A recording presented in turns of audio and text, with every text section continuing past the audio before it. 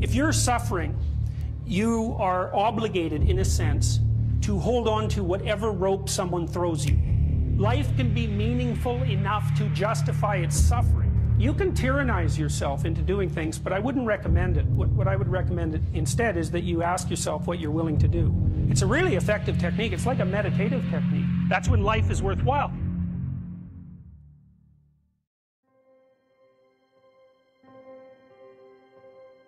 I don't know exactly what's going to help you, but don't arbitrarily throw out any possibilities because you might not have that luxury.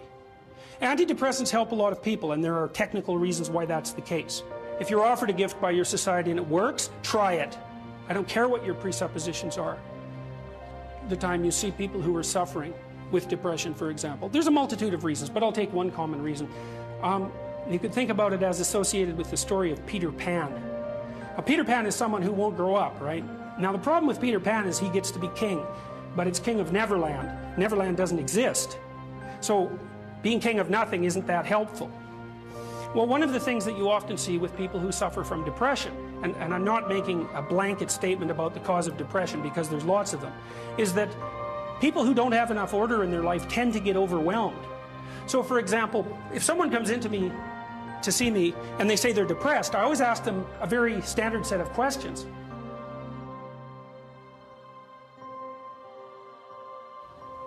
Do you have a job?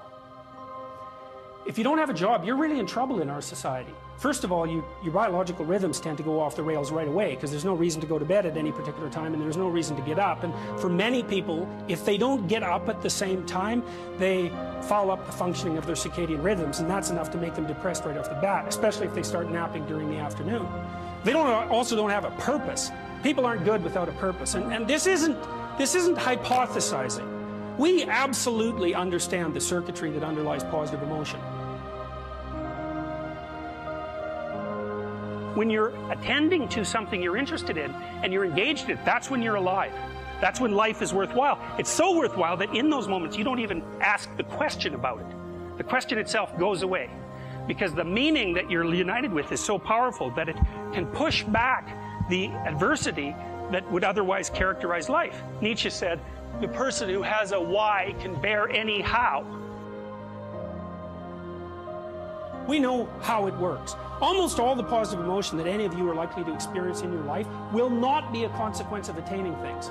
It will be a consequence of seeing that things are working as you proceed towards a goal you value. That's completely different. And you need to know this because people are often stunned, for example. They finish their PhD thesis and their presupposition is that they're going to be elated for a month. And often instead they're actually depressed. And they think, oh, what the hell, I've been working on this for 7 years and I handed it in and what do I do now? And that's what depresses them, right? It's the what do I do now? Well, they're fine if they enjoyed it, pursuing the thing. As long as it was working out, they get a lot of enthusiasm and excitement out of that because that's how our nervous systems work. Most of your positive emotion is goal pursuit emotion. If you take drugs like cocaine or amphetamine, the reason they're enjoyable is because they turn on the systems that help you pursue goals. That's why people like them. So if you don't have a job, you got no structure, that's not good. Plus, you tend not to have a point. So you're overwhelmed by chaotic lack of structure and you don't have any positive emotion.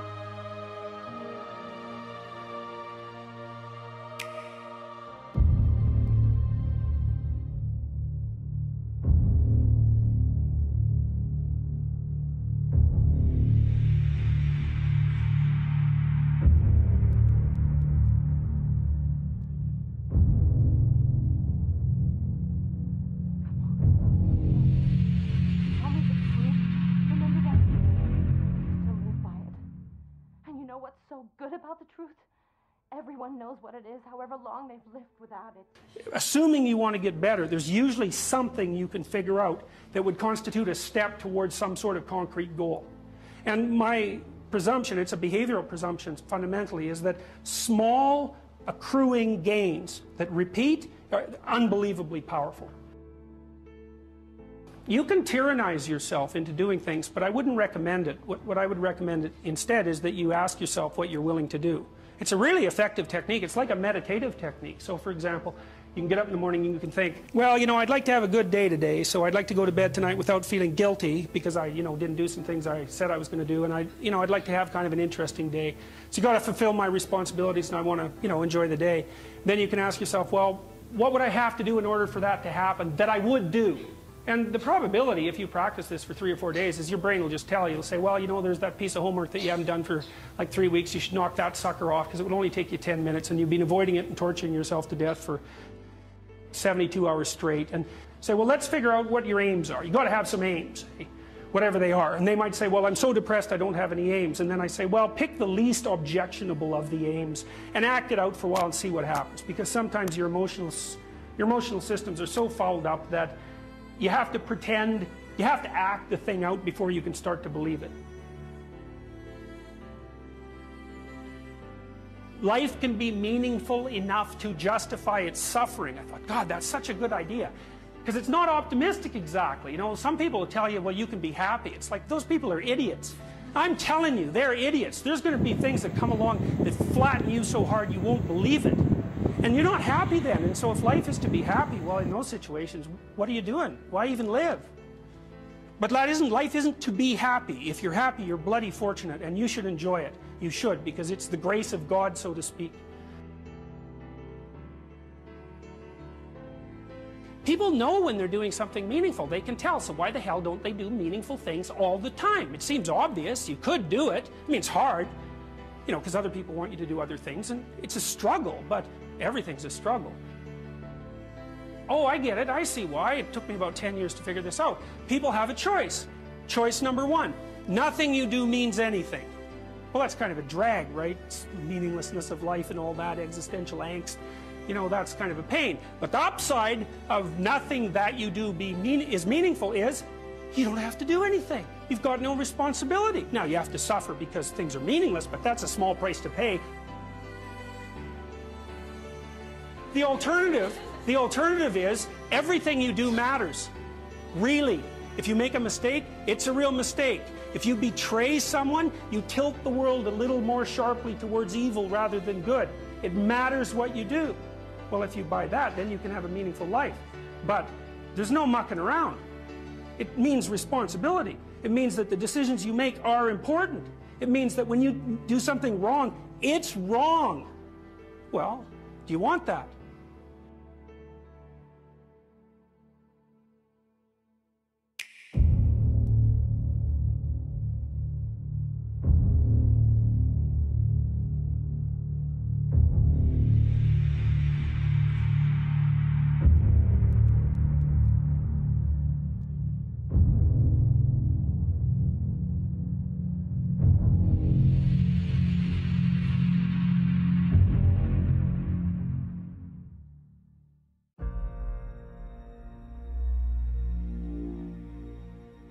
You know, if you take people and you expose them voluntarily to things that they are avoiding and are afraid of, you know, that they know they need to overcome in order to meet their goals, their self-defined goals.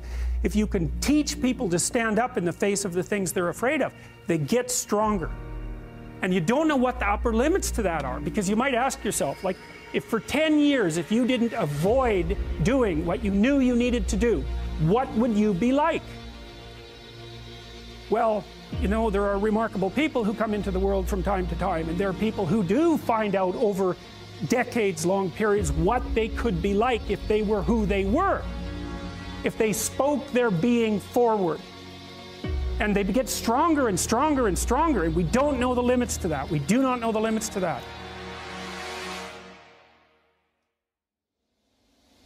Probably running at about 51% of our capacity. Something, I mean, you can think about this yourselves. I often ask undergraduates how many hours a day you waste or how many hours a week you waste. And the classic answer is something like 4 to 6 hours a day. You know, inefficient studying, watching things on YouTube that not only do you not want to watch, that you don't even care about, that make you feel horrible about watching after you're done. That's probably 4 hours right there. You know, you think, well, that's 25 hours a week, it's 100 hours a month, that's 2.5 full work weeks, it's half a year of work weeks per year. And so if your life isn't everything it could be, you could ask yourself, well, what would happen if you just stopped wasting the opportunities that are in front of you? You'd be Who knows how much more efficient? 10 times more efficient, 20 times more efficient. That's the Pareto distribution. You have no idea how efficient people get. It's off the charts. It's not so obvious to me that people would take the meaningful path. You know, when you say, well, nihilists suffer dreadfully because there's no meaning in their life, and they still suffer. Yeah, but the advantage is they have no responsibility. So that's the payoff, and I actually think that's the motivation. Say, well, I can't help being nihilistic. All my belief systems have collapsed. It's like, yeah, maybe. Maybe you've just allowed them to collapse because it's a hell of a lot easier than acting them out. And the price you pay is some meaningless suffering, but you can always whine about that and people will feel sorry for you. If you live a pathological life, you pathologize your society. And if enough people do that, then it's hell. Really, really.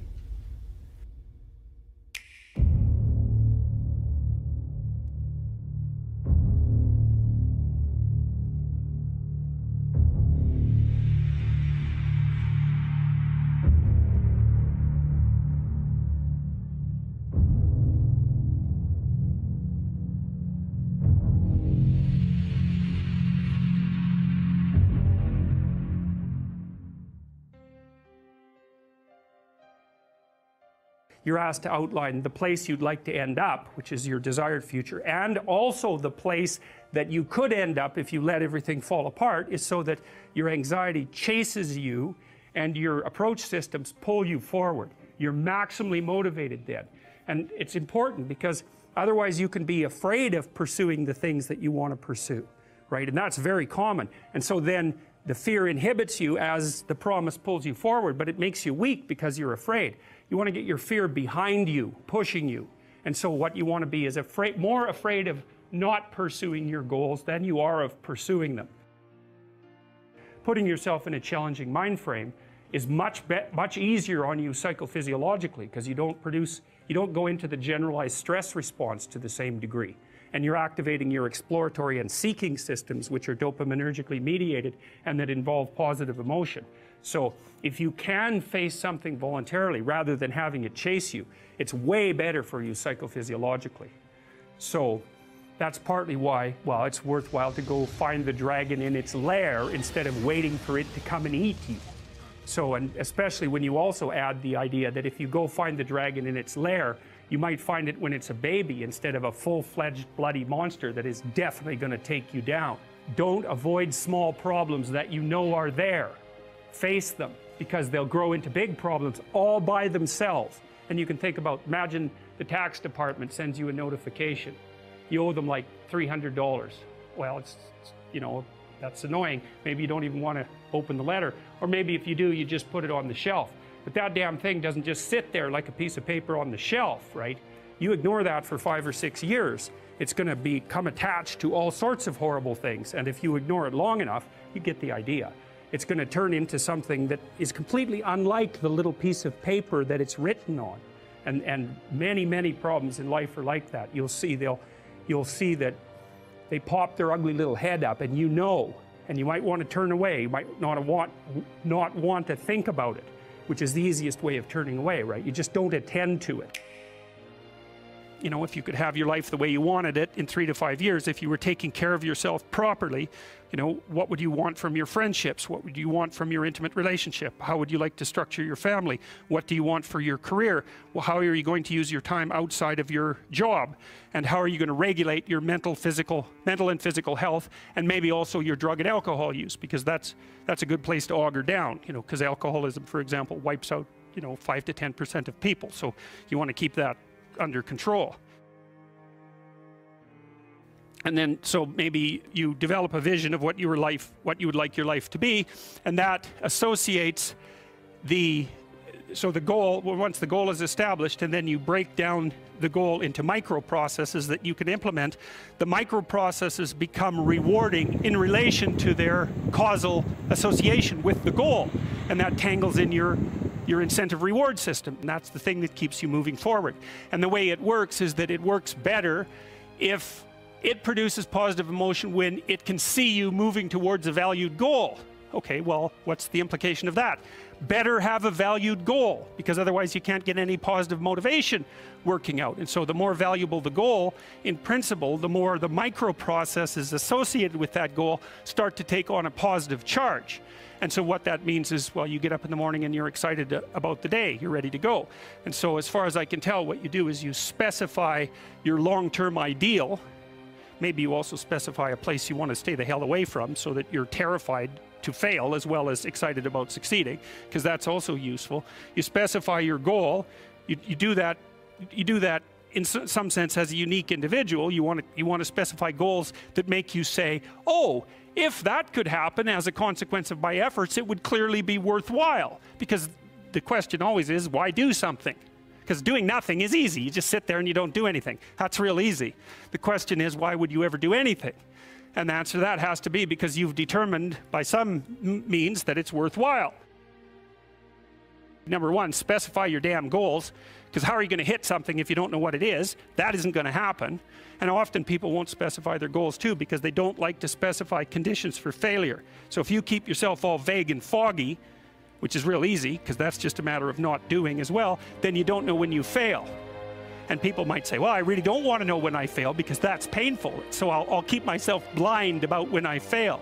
That's fine, except you'll fail all the time then. You just won't know it until you've failed so badly that you're done. Okay, so once you get your goal structure set up, you think, okay, if I could have this life, looks like that might be worth living, despite the fact that it's going to be, you know, anxiety provoking and threatening, and there's going to be some suffering and loss involved in all of that. Obviously, the goal is to have a vision for your life such that, all things considered, that justifies your effort. Okay, so then what do? Well, then you turn down to the micro routines. It's like, okay, well, this is what I'm aiming for. How does that instantiate itself day to day, week to week, month to month? And that's where something like a schedule can be unbelievably useful. Google Calendar. It's like, make a damn schedule and stick to it. Okay, so what's the rule with the schedule? It's not a bloody prison. That's the first thing that people do wrong. They say, well, I don't like to follow a schedule. It's like, well, what kind of schedule are you setting up? Well, I have to do this, then I have to do this, then I have to do this, you know, and then I just go play video games, because who wants to do all these things that I have to do? It's like, wrong. Set the damn schedule up so that you have the day you want.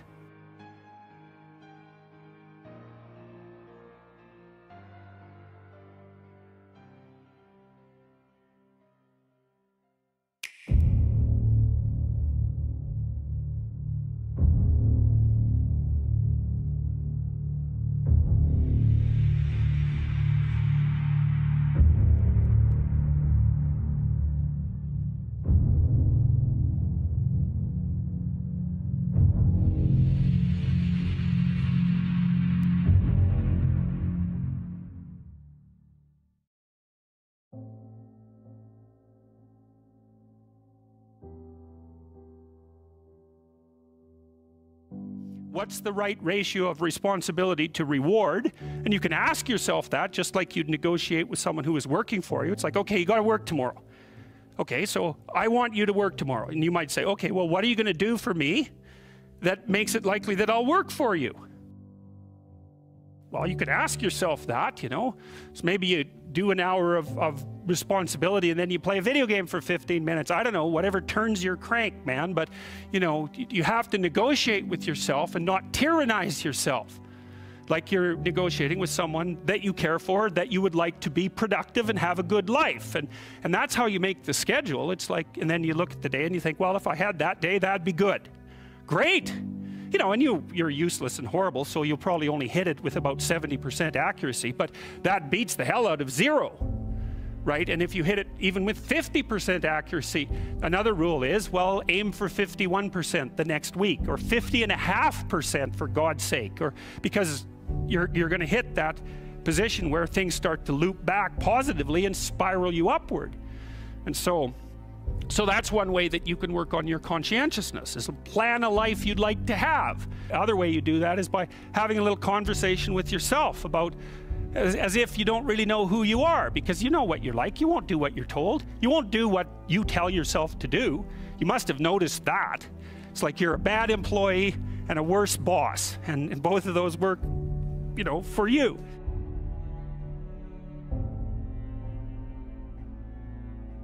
You don't know what you want to do, and then when you tell yourself what to do, you don't do it anyways. You should fire yourself and find someone else to be. But you know, my point is that you have to understand that you're not your own servant, so to speak. You're someone that you have to negotiate with, and you're someone that you want to present the opportunity of having a good life to. And that's hard for people because they don't like themselves very much. So, you know, they're always like cracking the whip and then procrastinating, and cracking the whip and then procrastinating, and it's like, God, it's so boring and such a pathetic way of spending your time. And you know what that's like because you probably waste like 6 hours a day. And I think we did an economic calculation about that a while back, right? Your time's probably worth $50 an hour, something like that. I mean, you're not getting paid that now, but you're young, and so this is investment time, and what you do now is going to multiply its effects in the future. So let's say it's $50 an hour, which is perfectly reasonable. So if you waste 6 hours a day, and you are, then you're wasting about $2,000 a week, or about $100,000 a year. So like, go ahead, but that's what it's costing you every hour. And you need to know what your damn time is worth. So let's say it's not $50, it's 30, whatever. Maybe it's 100, it's somewhere in that range. One of the things you should be asking yourself is, when you spend an hour, was that, well, would have I paid someone $50 to have had that hour? And if the answer is no, it's like, well, maybe you should do something else with your time. And it depends on whether or not you think that your time's worthwhile. But the funny thing about not assuming that is, if you assume your time isn't worthwhile, what happens is you don't just sit around sort of randomly in a state of responsibilityless bliss. What you do is you suffer existentially. And so that seems like a stupid solution.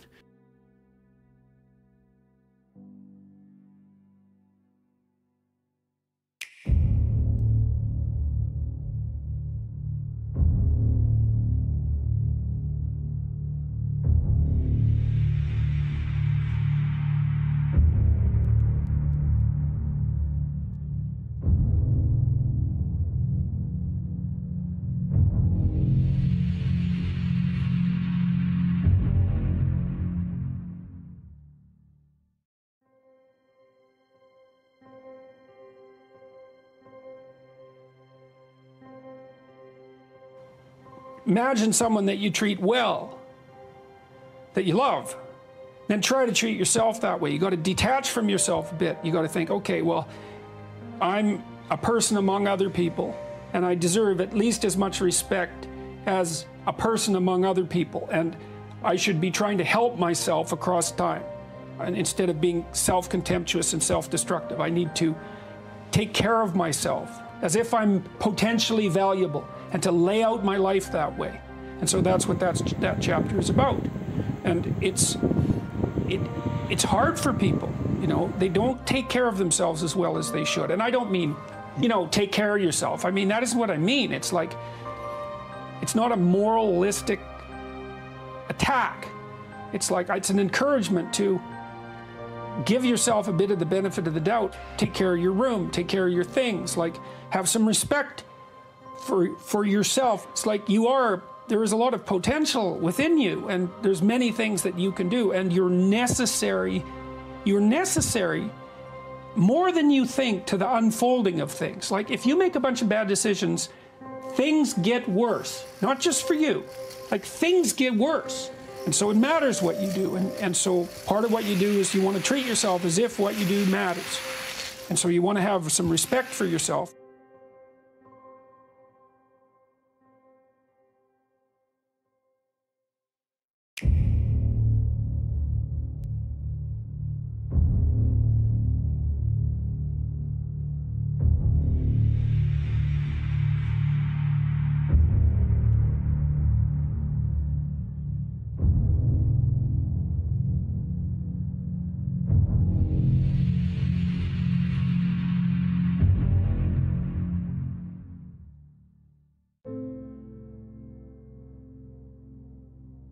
Young people like to think about ways to change the world, right? And that's actually a positive part of their development. It's a stage that the developmental psychologist Jean Piaget called the messianic stage, and he associated that with late adolescence. While young people want to change the world, the problem is that that's been harnessed into attempts to change other people. But that isn't what you should do. If you want to change the world, you should change yourself. in the sense that Alexander Solzhenitsyn said when he analyzed the Soviet Union. He said, don't be thinking that the line that divides good from evil runs down a political spectrum or countries or something like that. It runs down right down the middle of your soul. And if you want to sort out the world, then what you do is you sort yourself out. It's a serious business.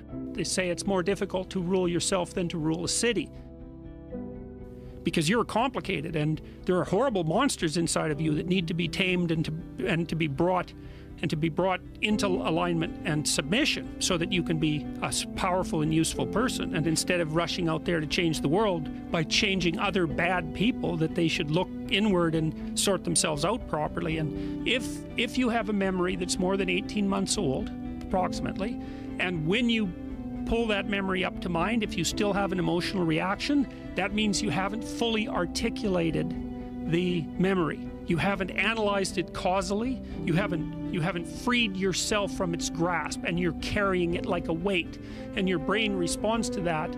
Like the more weight you're carrying like that, more baggage, let's say, the more of the stress hormone cortisol your brain produces. And cortisol makes you old. Divide your life up into 6 epochs.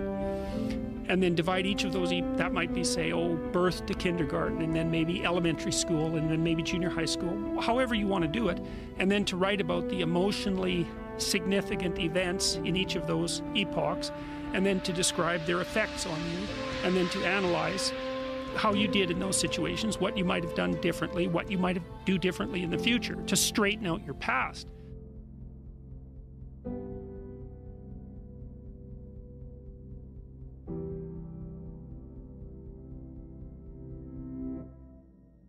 If you're thinking about your past, what it means is you haven't analyzed the causal chains. Because you might say, well, why do you remember your past?